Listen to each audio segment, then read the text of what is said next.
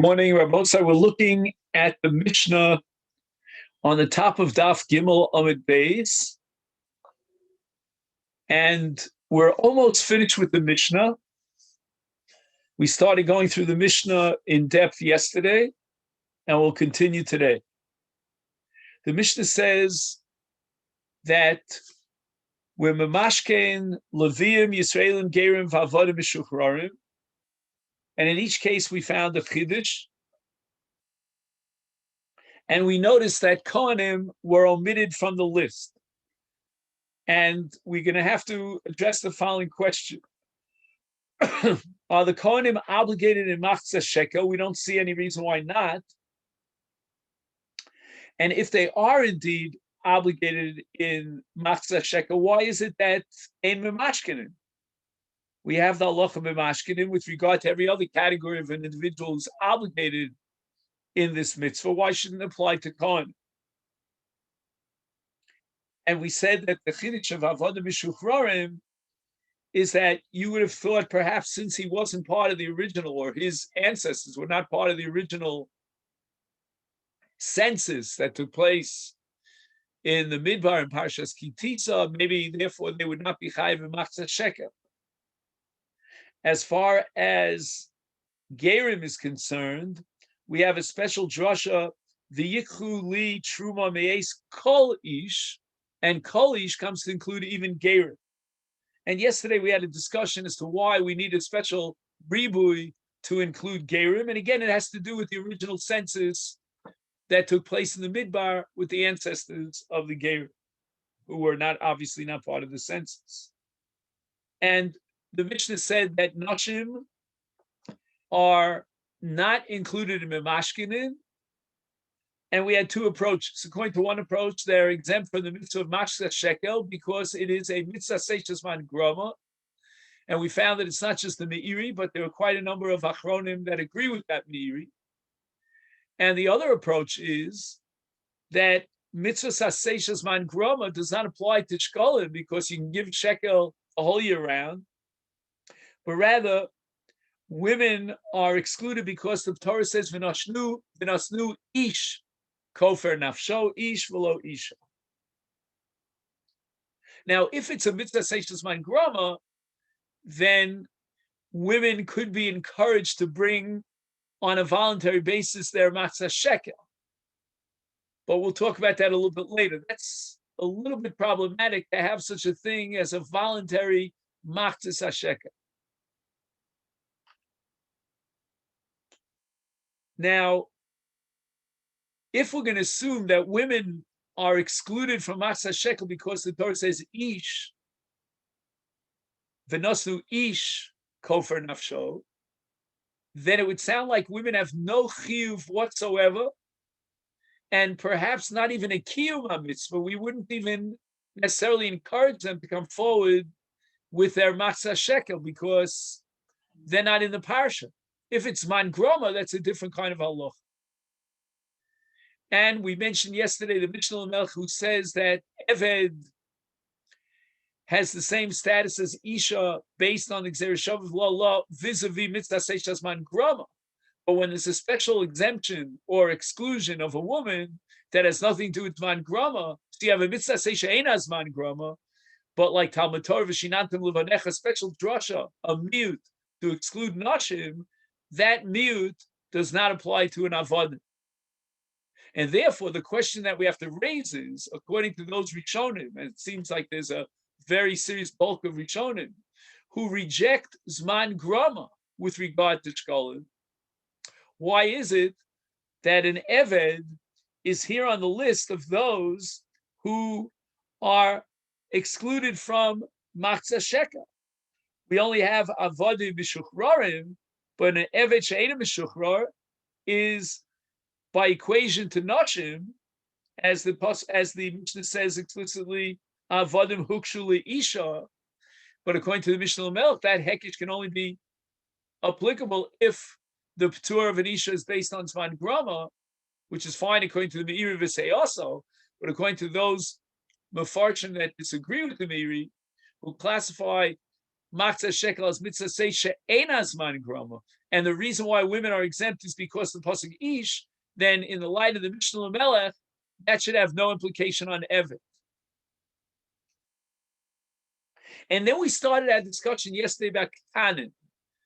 And the word ketanim in this Mishnah refers to what we would call gedolim, meaning they're past bar mitzvah, but they're less than 20 years old. And the Torah says in the parsha of Shekalim, kol ha'over al pkudim ben esrim shana v'mala yitain trumas Hashem. So a young man who is between the ages of 13, he has simonim, he has shteisaris, he has shonim, but he hasn't yet reached the age of 20.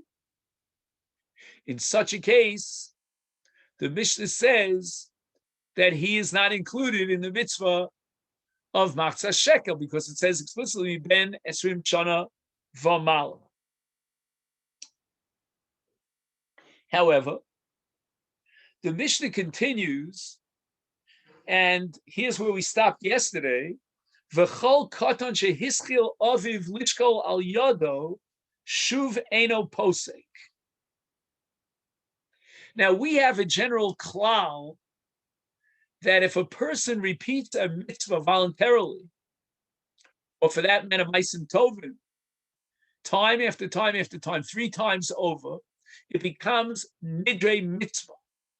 Here, in this Mishnah, you get the impression that once the father, on one occasion, has offered a matzah shekel on behalf of his son, so in addition to his own matzah shekel, he has another one, then he's obligated henceforth until the son reaches the age of 20 to offer to contribute the matzah shekel on behalf of his son.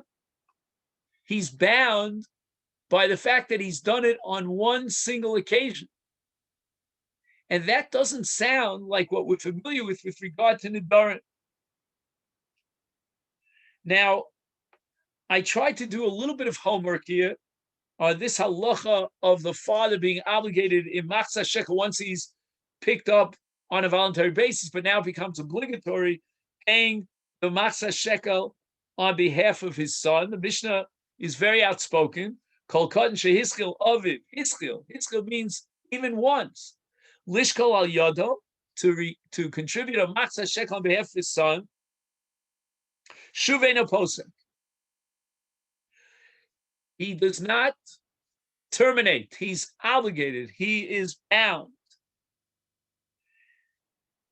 And I'm not sure whether or not we could be mamashke in the father. That's not clear to me. So let's leave that question on the back burners for a moment. Let's mention a few points over here. Point number one, that in some of the Rishonim, again, a lot of the names of the Rishonim are very unfamiliar to us.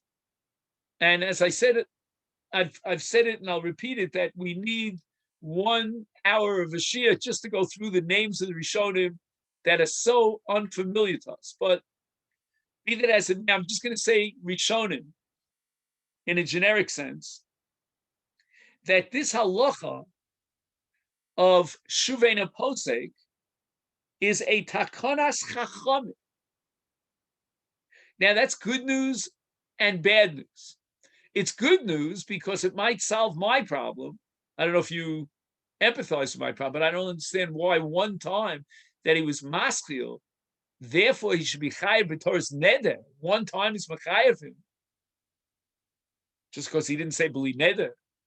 But if it's a takanas chachamim, then we're not talking about a neder, which is a din and a chiv doraisa. That's the good news. The bad news is that why would the chachamim make such a takana? We don't find this takana with regard to any other mitzvah of chinuch. In other words, when you talk about a relationship between a father and a son, and the obligation of the father vis-a-vis his son, with the exception of perhaps Mila, which is a separate mitzvah d'oraisa, and Talmud Torah, but barring those two mitzvahs, any other obligation incumbent upon the father vis-a-vis his son comes under the generic halach of chinuch. Now, if we're talking about a chiyuv of chinuch, I don't need a separate takonis chachamim. And moreover, if we assume that we can force the father, I don't know if in the context of chinuch you can force the father and start confiscating his possessions. Memashkin al yoda. Then he quotes Reb Shlomo Soleo, Reb Rash Soleo, who says, and the Rambam is very similar in his language here in the Pirush HaMishpat, Kevan shehizchil lechancho, again, the word lechancho sounds like we're dealing with a mitzvah the Rabbanan of Chinuch, shuv eno niftar mizeh. And that puts us nowhere, because we're not dealing with the Doraisa, he says lechancho, we're not dealing with the Takonis Chachamim, because he completely omits Takonis Chachamim. So what's the nature of this halacha? If it's not a Takonis Chachamim, Ischil Lechancho, why is that a Mechayev? And does that apply to every single mitzvah of Chinuch? I don't know. On 1 year, my son is 9 years old, I bought him a lulav. Next year, when he's 10, I have to buy him a lulav, because last year I bought him a lulav. I never heard of such a halacha. Again, whatever the mitzvah of Chinuch is, it is. But what's unique here, if it's not a Takonis Chachamim, about Machzis HaShekel? And the Rambam's language is very similar. The Rambam says, Im aviv nosan ba'avuro v'hu katan. I'll come back to those two words in a second. V'hu katan. Omrim lo me'achar shenasata olav b'shana she'avra. Hemadata olav zos ha-mitzvah. Tein olav tamid at sheyadil v'lo tifsa. I want to make two comments on the Rambam. On the one hand, the Rambam seems to belong to the camp of the Rash Soleo. He's not invoking a Takonis Chachamim. And on the other hand, well, no, let me just, before I get to the other hand, let me just support a further indication that the Rambam is in the same camp as the Rash Soleo, because the Rambam writes, V'hu katan. Again, one could say V'hu katan means katan legabe machzah shekel, but that's not the impression you get from the Rambam. The Rambam says V'hu katan. Katan means he's less than bar mitzvah. And we already saw in the Rash Soleo that he uses the word lechancho. So the Rambam seems to belong to that camp, that it is chinuch. We're talking about a ben hakatan. But then the Rambam has another language here. Vehemadita olav zos ha-mitzvah. I don't know. It sounds like a unique halacha with regard to zos ha-mitzvah. Zos ha-mitzvah. Hemadita olav zos ha-mitzvah. In other words, in a sense, you have obligated your son in this mitzvah, and now you have to come forward with the Machzis HaShekel on behalf of your son, because you generated a chiyuv v'hamadata olav zos ha-mitzvah. How does the father have the right to generate a chiyuv on the son? If the Torah says, "Mi ben esrim shana v'mala," Dad, I'm only 19. No, I brought it on your behalf, and now you're obligated. I'm going to pay the money. Don't worry. I'm going to be the front man to actually dig into my pocket, cough off the Masechet Shekel, but it's basically your chiyuv. So that apparently, in this age bracket, there could be a chiyuv on the son. But then again, what do you mean have madata olav zos ha-mitzvah? When you're talking about chinuch and you're talking about a katan who's less than bar mitzvah, so how can you say a madata olav zos ha-mitzvah? I don't know. But as I said, I did some research here, and I wanted to share with you a few things that I found here in what's called the Yalkut HaBiuri.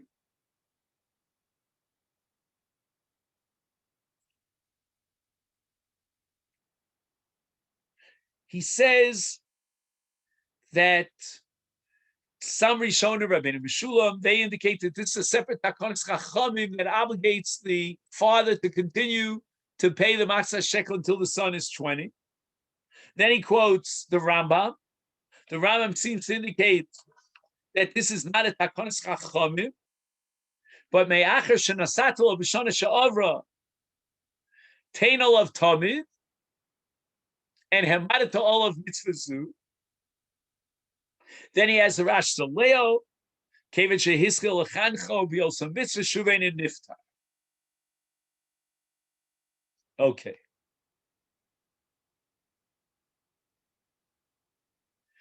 So here he has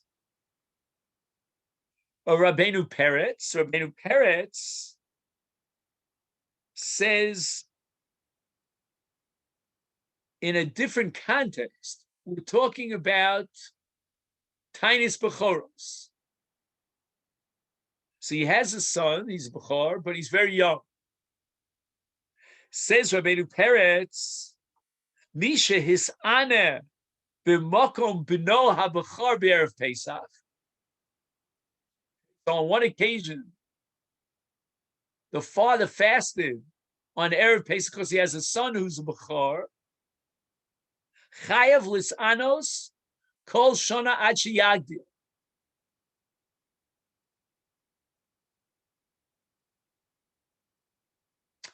It's very interesting because, again, it sounds like there is some sort of a latent, that would be my choice, a latent chiyuv on the son, which the son could not fulfill because he's a katan. And the father, by fasting, activates that chiyuv. He converts it, he upgrades it from a latent chiyuv to an actual chiyuv, and now the father has to continue fasting.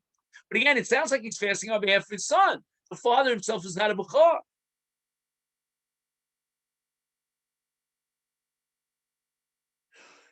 Ukmolchen, he says, and the same thing applies. Av shehischil lishkol al beno, shuv eno post.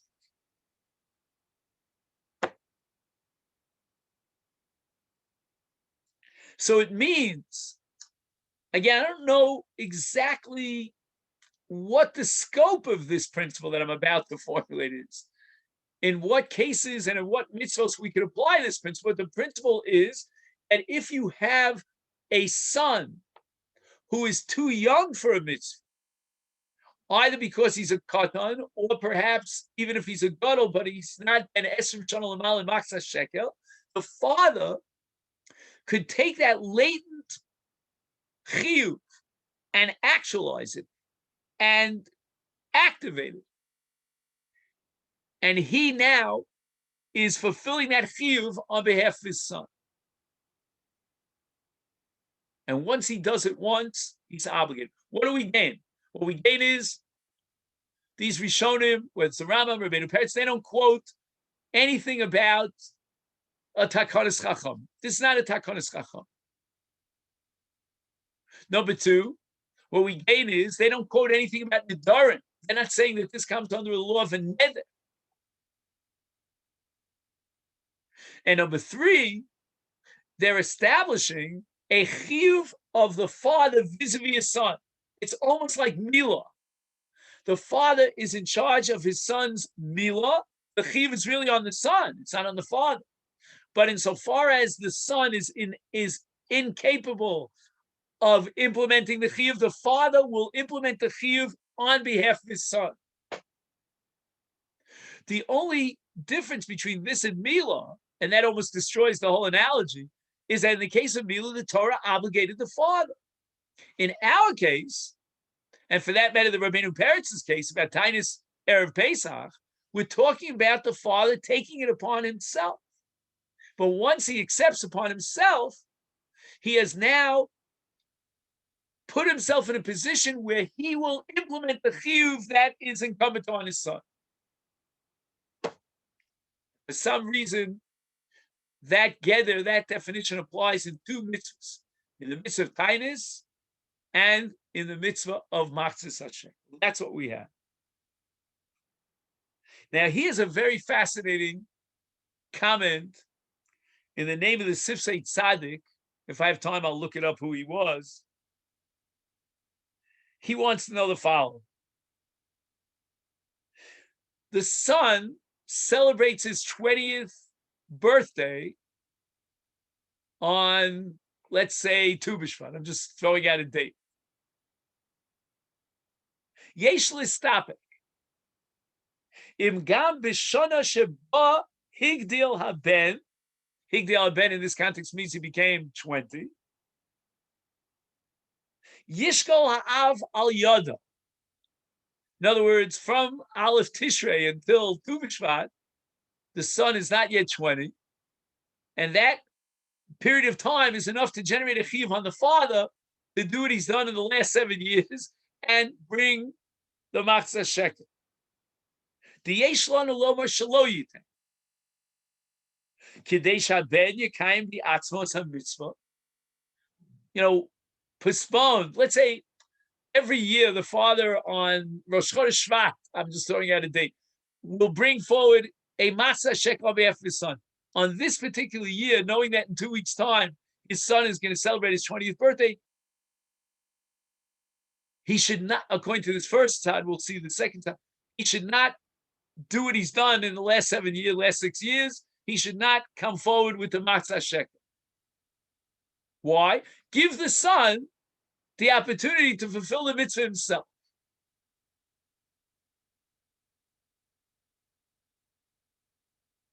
O Dilma, the other side, if the father defers to the son, so that the son now on Tu B'Shvat will bring his Masechet Shekalim, Harehu no say Masechet Shekalim al pachos mishana.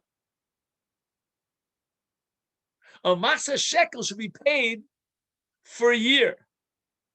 It's the year's chiyuv, and every day of that year integrates to form a mechayev. We don't know that for any other mitzvah. I wouldn't say that if a katan becomes bar mitzvah on Tu B'Shvat, well, how can he put on tefillin? Because for the last 4 months, since the year began, he didn't put on tefillin. Ridiculous. On that day, he becomes chayev. Every day is a separate mechayev. But when it comes to Masechet Shekalim, we're not going to say in this side of the Sifsei Tzaddik that every day is a separate mechayev. There is no chiyuv on the day. The chiyuv is on the year.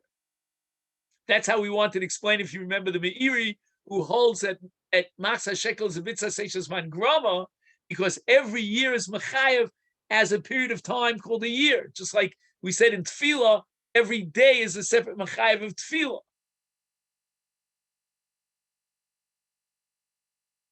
But this fellow was a katan, in inverted commas, for the first half of this year. So he's only got a chiyuv on half a year. Kulam nosnim shekel, Masechet Shekalim lishana shlema. Everybody gives a Masechet Shekalim to pay off a chov of an entire year. He has a chov of a half a year. Hareu kemarbe. The Torah has a separate law. Lo yarbe. You're not allowed to give more than a Masechet Shekalim. He's giving, again, relative to himself. Objectively, he's giving a Masechet Shekalim. But for him, it's more than a Masechet Shekalim, because he should be paying prorated.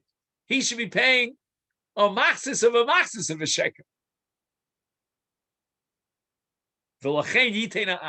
The father now picks up the chiyuv.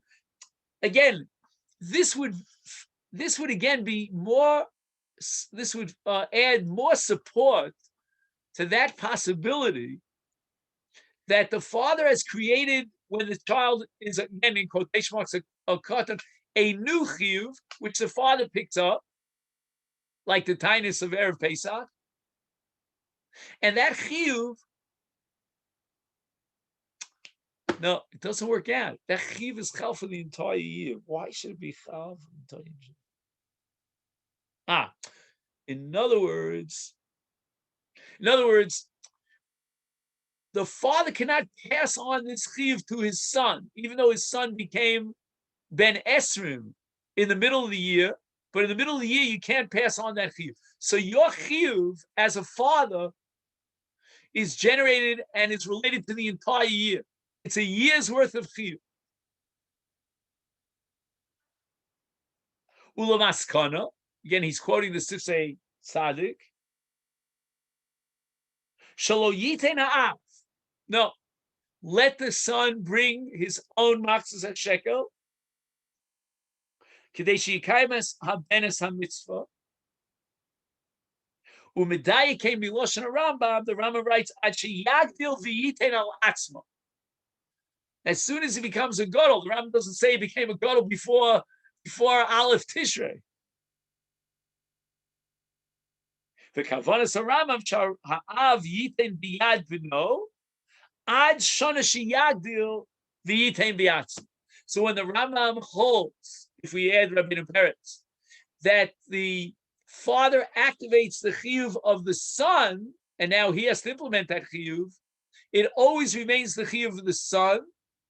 The son is not able to fulfill that chiyuv because he's less than Ben Esrim. The moment, bingo, he hits the birthday of Esrim, then the chiyuv goes back to its original place, which is really the chiyuv on the son. It was always a chiyuv on the son.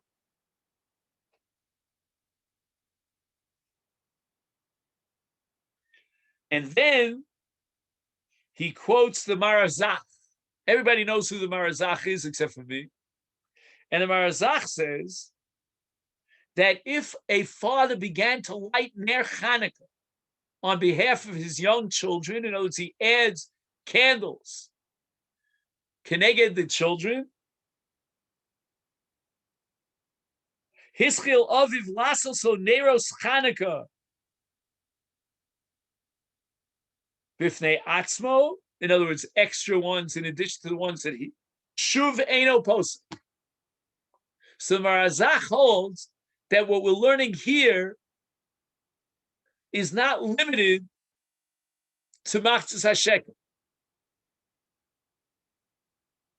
We saw that Rabbeinu Peretz applied it to Tainus on Erev Pesach. Now we're applying it to Ner Chanukah.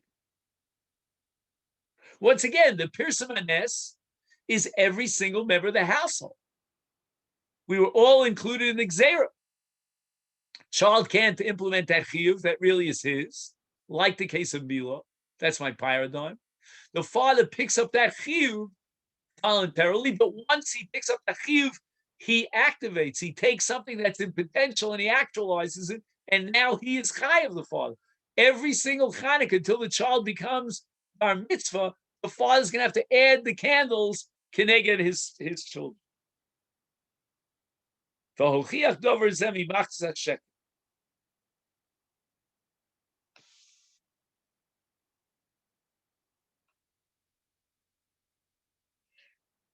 He quotes the Rokeach. The Rokeach again introduces what we saw in the Rash Surleo, the element of chinuch. And Eino Posei Kedei Lechancho b'mitzvah. He already started in the midst of chinuch. He's got to continue. And here the mitzvah of chinuch applies even after the child is, in universal terms, for all mitzvahs, a gadol. He's already 13. He still is considered a katan, and there's still a mitzvah of chinuch. Very strange. Mitzvah of chinuch for a gadol.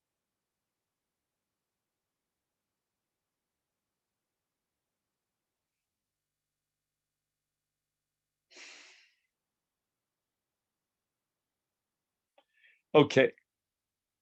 Now we want to quote the Chok Yaakov, and before him the Magen Avraham. Pirush HaMagen Avraham, Shehu Kamo Neder. I don't know. It just bothers me to no end. what shot neder? Neder after you did it once. So the Chok Yaakov comments on this Magen Avraham. He says, Nira Kavanaso, he says, I don't find a source for the Magen Avraham that it's a neder. And now we have another question, because with regard to Nidarim, we generally have a concept called Hataras Nidarim, but there's something called Nidre Mitzvah. Nidre Mitzvah are very severe. It's not so easy to get Hataras Nidarim. And the Rav Shulchan Aruch paskins that Hataras Nidarim is applicable here, even though it's Nidre Mitzvah. Quotes the Nesivos that he efshel lahatir dovers. Once he's already given the Masechet Shekalim on the first occasion, there's no Hataras Nidarim. So I don't know. I'm not sure if the Nesivos means that the Sod here has nothing to do with Nidarim, or he's activating the principle of Nidre Mitzvah. I don't know. Now, again, in the Rambam and Rabbeinu Peretz, that you're picking up the chiyuv of the son as a father, that's not midin neder. That's like the paradigm of Mila. That's a separate independent chiyuv. It has nothing to do with Nidarim. So for sure, Hataras Nidarim would not operate. And that could be the pshat in the Nesivos.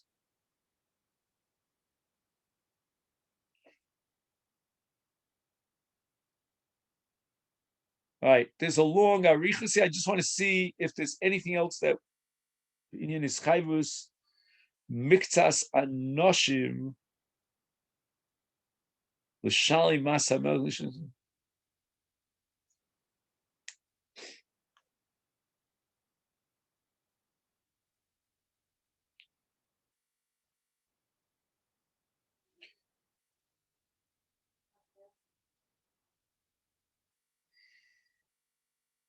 Wow, very interesting. He has here a tshuva from the Tashbeitz. I think I have a Tashbeitz somewhere here.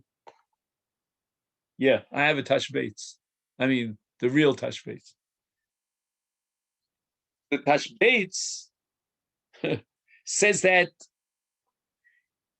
if there's a tax, a mas, and the Torah requires that we pay that tax, and somebody comes forward, and although he's not obligated as an individual, he pays the tax, is nischayev me'atzmo lifro, so afal pi shupot v'kevon shenosin sheyamod b'chiyuvo lo yifsok liolam kevon shehischil v'yem mafsik et shekem matzinu b'mishnas Shekalim. This has nothing to do neither with Nidarim nor with mitzvahs haben ala'av. It has to do with a mitzvah that the Torah imposes, and you offer yourself to fulfill that mitzvah. When it's a communal mitzvah, everybody should be chipping in for this mas. And the Tashbeit says, you took it on yourself, ain't no posek. He's not learning, certainly not like those Rishonim who say this was a special Takonis Chachamim. He's not learning like the Rambam and Rabbeinu Peretz, that this halacha that I'm picking up the chiyuv for my son. In this mas, there's no father or son. He's not learning that we're operating midin Nidarim, because he doesn't mention the Parsha Nidarim. He sees in our Mishnah a Gevaldik Chiddush. And again, I don't know the implications of this Chiddush, that someone takes it upon himself to pay the tax. He did so on one occasion. Maybe he's in a good mood. It's a post-Purim high. So he paid the tax. I did well on the market this year. I'm going to pay the tax. Buddy, you got yourself into a big mess. And I'm not even sure if he could be shoel and be matir his neder. I don't know. Anyway, Rabbi, so you see, we didn't even. You see that there are layers and layers of interpretations of what's going on here. Well, let's go on to Kohen. So the Mishnah now quotes a machlokes with regard to Kohen. Are Kohanim obligated in Machtas HaShekel? Ein mamashkenes HaKohanim mipnei darkei shalom. The Tanakama here of our Mishnah is of the opinion that Kohanim are obligated in the mitzvah of Machtas HaShekel. And as we said at the outset, there's no logical reason why they shouldn't be chai. Norvos, we have a din of darkei shalom. And all the Mefarshim Pe'echad are going to raise the following question. What do you mean darkei shalom? It's not darkei shalom to go into someone's house and Bezdin is going to confiscate his property because he didn't cough up, he didn't come forward with the monies. What does that have to do with Kohanim? But darkei shalom is halach in Kohanim? Darkei shalom, the Gemara says, for example, they were masaking dalad amas konos liyodim. Hefker falls in because we don't want people fighting. And in Gittin, you have so many different takonis between darkei shalom. The Masechet Chachma, over and over again, throughout his commentary on the Torah, always speaks about this concept called darkei shalom. In Yevamis, there's halacha of lo hayu ba'olam achas, that if Ruvain dies and he leaves a pregnant wife, then Shimon is not chayiv in Yibum because darkei shalom. Because if that be the case, then we might not know that she's pregnant. We're going to have a Yibum situation, and then she's going to become, and then all of a sudden she's pregnant from her first husband, his brother, and now he was living with Ashes. Right? Darkei shalom is all over the place, but it certainly has nothing to do with Kohen. But later on, we'll see that the Gemara is going to change the Mishnah. Perhaps we have a wrong text in the Mishnah, and it should say Mishum Kavod HaKohen, that we're not dealing with darkei shalom, which is a universal halach that applies to every person, but rather Mishum Kavod, derech Kavod. Derech Kavod is vis-a-vis Kohen. The Torah gave us a special mitzvah v'chibadeto to respect the Kohanim. It's not respect for the Kohanim when we say you're suspect. You're not going to fulfill your mitzvah of Machtas HaShekel. We're going to come and haul away your kitchen table. But clearly, Kohanim are chayiv in this mitzvah. Until we get to someone by the name of Bukhari. Everybody knows good old Bukhari, right? The whole discussion about what his name was. I'm sure Rabbi Steinsaltz, he probably has a whole paragraph on this. Who is this guy Bukhari? Rabbi Yehuda Hayed ben Bukhari, B'Yavne, right? The Sanhedrin was in Yavne. And this fellow ben Bukhari, if his last name was Berzon, it's BBB, Ben Bukhari Berzon. Anyway, this Ben Bukhari testified about what went on in the Sanhedrin. The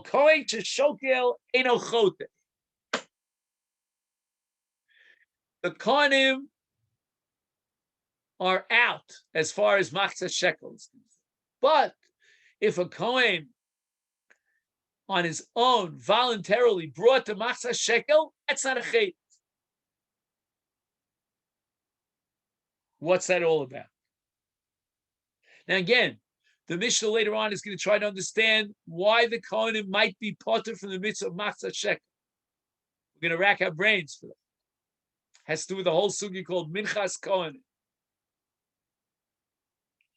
But what is the issue here that Ben Bukhari in his testimony says is Eido Chote? Rebbeinu Shalom. Did you ever hear of a case where someone offered a contribution voluntarily, and we say to him, you're not a chote, you weren't obligated to do so, you did it out of the divas halev, you're not a chote. My kamashma, what do you mean ain't a chote? Is there a habit that we should reject his contribution? And the answer is yes. There is a very strong havamina, according to the testimony of Ben Bukhari, that we're not allowed to accept his contribution. Why? Because if you're not obligated in machzis hashekel, and you are offering that contribution voluntarily, it becomes a nidvas hayachid, as opposed to a chovas hatzibur. Let me explain. We're going to take these monies of machzas shekel after we collect them, and we're going to purchase karbanos tzibur.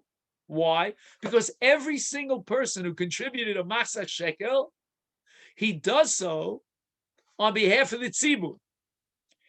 He is one individual, part of a large tzibur. The obligation is incumbent upon the entire community. It filters down to each yachid. Each yachid is offering this money as money that belongs to the tzibur. You cannot have your name written up on this machzis hashekel.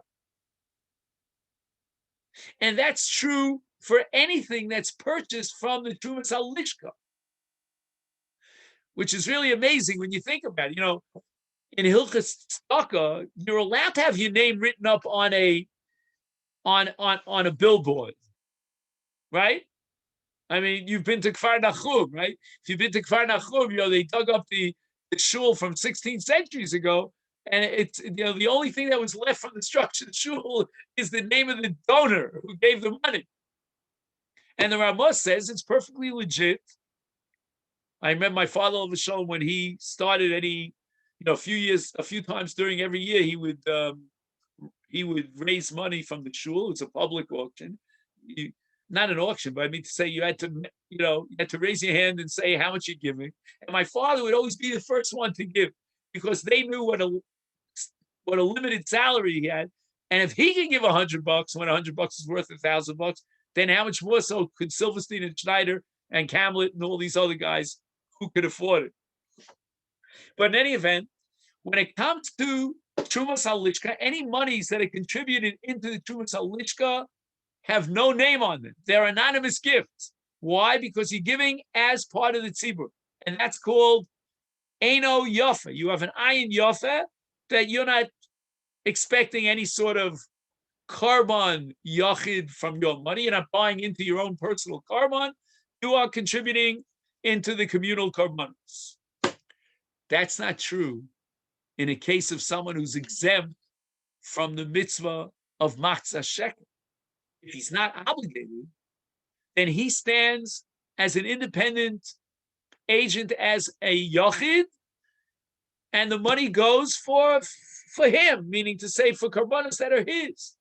Now, the money of machzas shekel is going to go into the communal pot called the Trumas Halishka, and now what's going to happen is we're going to buy a carbon tzibur, like a tamid, with this fund, and the money belongs to the Kohen, meaning the Kohen on his voluntary basis has earmarked that fund, that machzas shekel, for his carbon.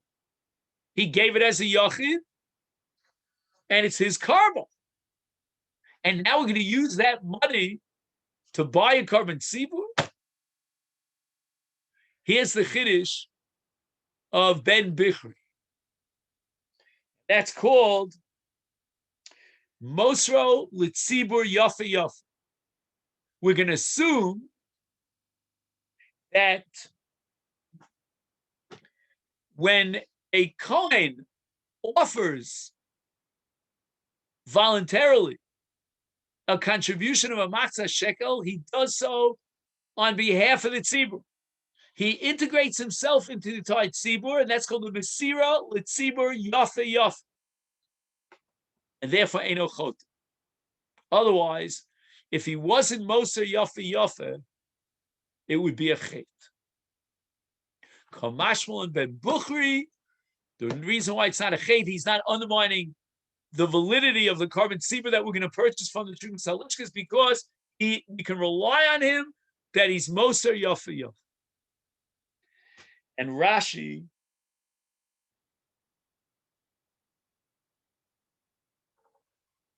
where is this Rashi?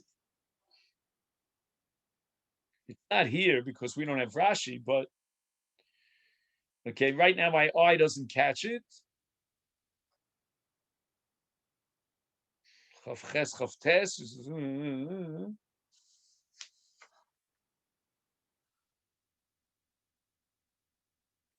Okay, you'll have to rely on me. I'll find it for you a little later on. It's a Rashi somewhere. I think it's in Masechet Menachos. I don't remember. And Rashi says that it doesn't matter. We don't have to assume that the Kohen gave Ayin Yafa Yafa Letzibur because it's Batal Barov. The monies that he's giving, the Matzah Shekel, is Batal Barov, which is really interesting. Think about the following case. Let's say you have a Trumas Halishka, and some fellow off the street throws money into the pot. How do we buy a carbon tzibur with that money? He didn't give it yafa yafa. The answer is it's batal barov. And this, my friends, I think touches on a very fundamental issue about how bittul operates. Is something batal means it loses its identity completely, or we're allowed to assume that every single time we take something out of this mixture, we assume it came from the row. But the miut, which is batel, is not really batel. It's just that midini sfekus, we're going to rely on row. It would seem to me that Rashi is operating with a new din of bittul, that even the money that he gave as a yachid is now batel in this tarovas, and it takes on the status of mamanat tzibur.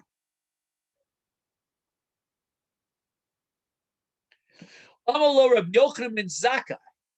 Rabbi Yochanan ben Zakkai, who was the nasi of the Sanhedrin in Yavne, right? Tein li Yavne v'chachamel. He turns to Ben Bukhari and he says, "Lo, your understanding is completely off base. Kohanim are not potter from the mitzvah of Masechet Shekalim. They're included in the mitzvah of Masechet Shekalim. Ki." And the right way of saying it, if you want to testify about our decision in Yavne, Ella is the following. Kol kohen she'eno shokel chote. Instead of kol kohen she'shokel eno chote, it's kol kohen she'eno shokel eno. Kol kohen she'eno shokel chote. Again, we have to ask two questions. Number one, if there's an identical chiyuv incumbent upon the Kohen as anyone else in Klal Yisrael, so why ain't memashkid? And the Mishnah uses a very strange language when they dakei shalom. What kind of dakei shalom do you have when you go into a Yisrael or a Levi's rishus to confiscate his property? So the Gemara is going to misakim, is going to change the girsa, and it should be covered at Kohen. But then we have another question. What about Ben Bukhari? I mean, he testified that the Kohanim are not obligated in the mitzvah of Shkolim. And now Rabbi Yochanan ben Zakkai is saying, what are you talking about? A Kohen, like any other Jew, is chayiv in the mitzvah of Masechet Shekalim. So what's going on? Says Rabbi Yochanan ben Zakkai, Hakonim Dorshim Mikra Zeli Atzman. Now, I don't know what the word liatzman means. I'll give you two possibilities. Either they interpreted the pasuk the way they wanted to interpret the pasuk for their best interest, but that's not really what the pasuk means. Or liatzman means they took the initiative. Instead of asking the chachamim how to interpret the pasuk, they came up with their own interpretation. I'm not sure if this was deliberate and they deliberately tried to wiggle their way out of their chiyuv of Masechet Shekalim by quoting a pasuk. Or Nebuch, that's the way they interpreted the pasuk, but they made a mistake. The pasuk says, "Vayikra Perek Vav, Kol Minchas Kohen Kol Iltia Lo Teachel." When the Kohen brings his own carbon mincha, it's kulo kolin. It's like carbanola. It's completely burnt on the mizbeach. There's no shiraim. A normal mincha, which is brought by you or me, if I'm not a Kohen and you're not a Kohen, or John, even if he's a Levi, that mincha has two parts. It has the kometz, which is burnt on the mizbeach, and the shirayim, which is eaten by zichrei kuna. Not so in the case of minchas Kohen. When a Kohen comes with his carbon mincha, it's kulo kolin. The entire mincha is burnt on the mizbeach.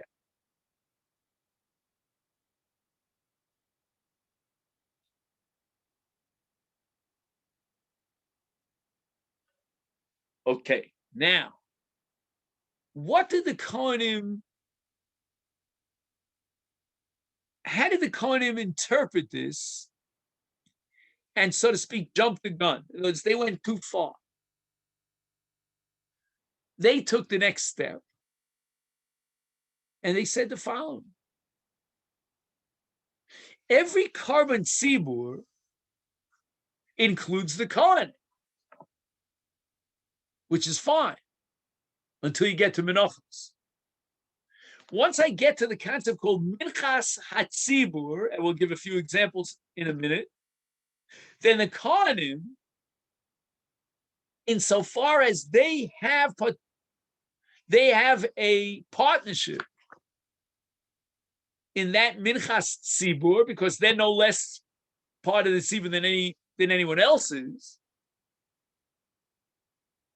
now you have a problem. Because if the Kohen has ownership as a partner in, let's take, for example, Minchas HaOmer, so then the Mincha can't be eaten. Why? Because now it becomes a Minchas Kohen. Omer, Shtel Lechem, Lechem Aponim. Each one of these menachos has ownership or partnership of a Kohen. And therefore the din of Minchas Kohen should kick in. And it shouldn't be eaten. Is Heich Necholin. So how do we eat a Minchas HaOmer, Minchas Shtel Lechem, Lechem Aponim?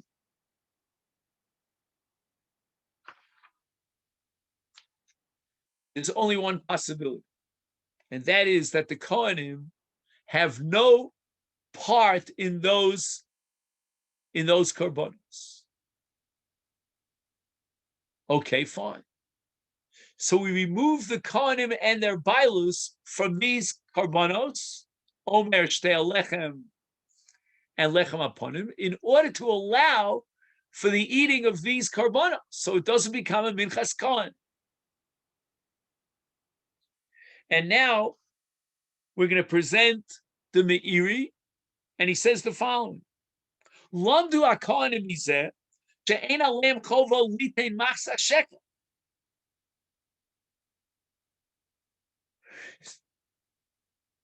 Because again, if you're going to tell me that you are contributing, then the korbanos are yours.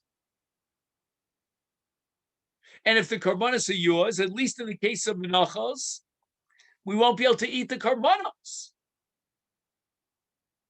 So in these three categories of menachos that we mentioned earlier, the monies for these korbanos are coming from the Trumas HaLishka. Wait a minute. You're telling me that I, as a Kohen, should contribute the money into the Trumas HaLishka, and the carbon becomes the carbon Minchas HaKohanim. And it can't be Nechal, because Minchas Kohanim made it Nechelas. So the answer is that the Drashas HaKohanim is mistaken. Why? The Meiri explains, Kevan shemasha amra Torah b'minchas kohanim, kol iltiyah, hu dafka kishehi ba b'fnei atzma, lo k'shi ba b'shutfus imatzibur.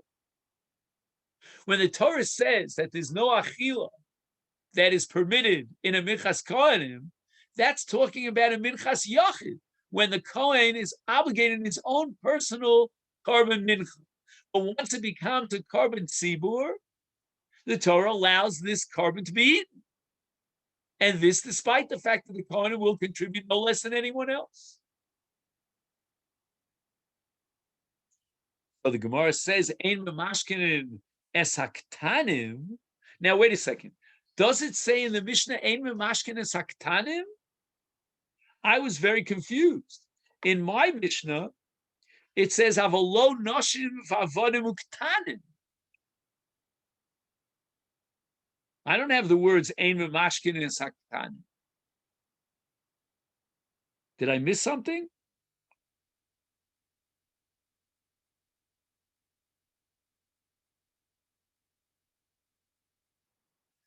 Somebody could correct my mistake here. I don't see where it says in the Mishnah, Ein memashkinin es haktanim. What it says is, Lo noshim v'avodim uktanim. For some reason, the Gemara, I'm not sure why, focuses only on ktanim. It says noshim avodim uktanim. And the Gemara is medai kol litva tovim. That when the Mishnah says ein memashkinin, it means that they're chayav, but we cannot confiscate their property.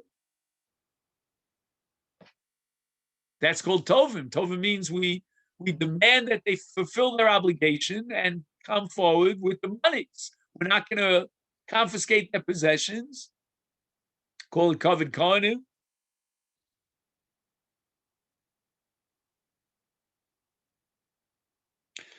But how do you square that with noshim? I mean, either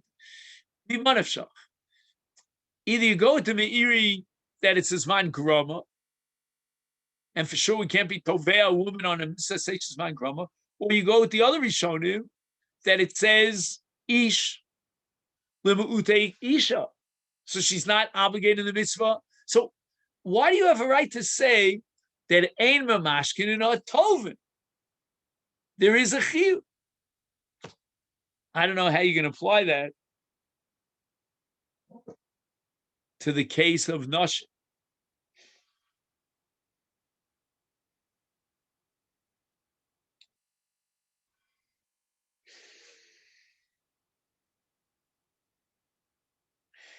Now, in the Rishonim, there's a discussion here, assuming that this katan is financially dependent upon his father. That's called samach al shulchan aviv.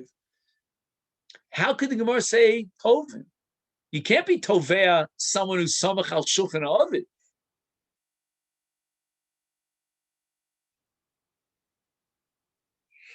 So Rabbeinu Meshulam says, Lo ayri b'katna samach al shulchan aviv.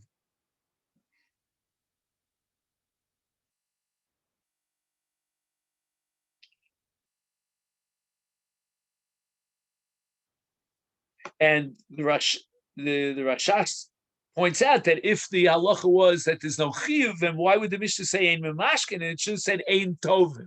That would have been a greater chidush.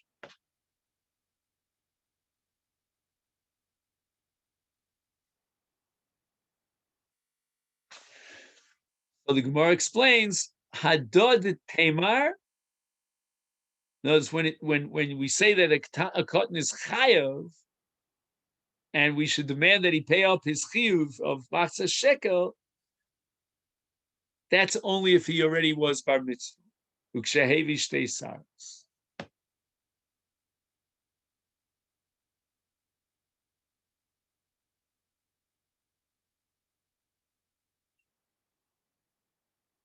Avlim lo hevi shtei saros. Lo b'da. I wonder what the chiddush here is. If he doesn't have shtei saros, he's a katan. So what's the havamina here that he would be chayav in? So we basically have three categories here, right? We have someone who's less than shtei saras, he's not chayav, and we can't be tovea him. We have someone who has shtei saras and he's chayav, but ein memashkinim. And then we have someone who's 20 years old and he's chayav and memashkinim. What's the chiddush that ein tovin if he's less than bar mitzvah? He doesn't have shtei saras. He quotes the Rash Soleo, who says that chiddush the lo temar shemidrabanan mechanchim v'tovim miben teisha shekvar igiu lechinuch l'shar mitzvos.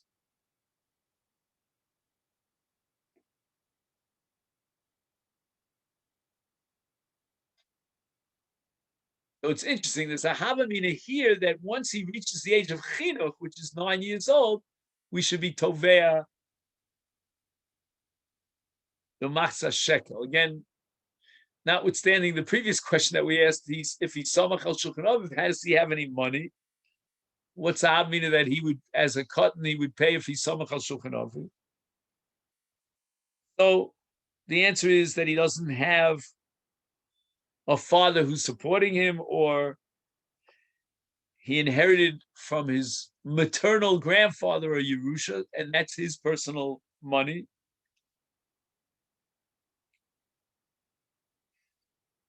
But there was a havamina that already at the age of 9, he's obligated in this mitzvah. I would have to think that that's only midrabanan. But in any event, Lamaisa, the bottom line is that until he has shtei saras and he's bar mitzvah, he's completely excluded from Masechet Shekel. At the age of bar mitzvah, if he has shtei saras, then we will be tovea him to pay up Masechet Shekel, but ein memashkin also. We're not going to be mashkin him until he's 20. I'm a little perplexed because the Torah says "Mi ben esrim shana v'mala." The Gemara is now reinterpreting the pasuk in Chumash. "Mi ben esrim v'mala" is only a din in mamashkin, but vis-a-vis the fundamental chiv to pay the Masechet Shekel is a mitzvah like any other mitzvah, and 13 is the shear of godless.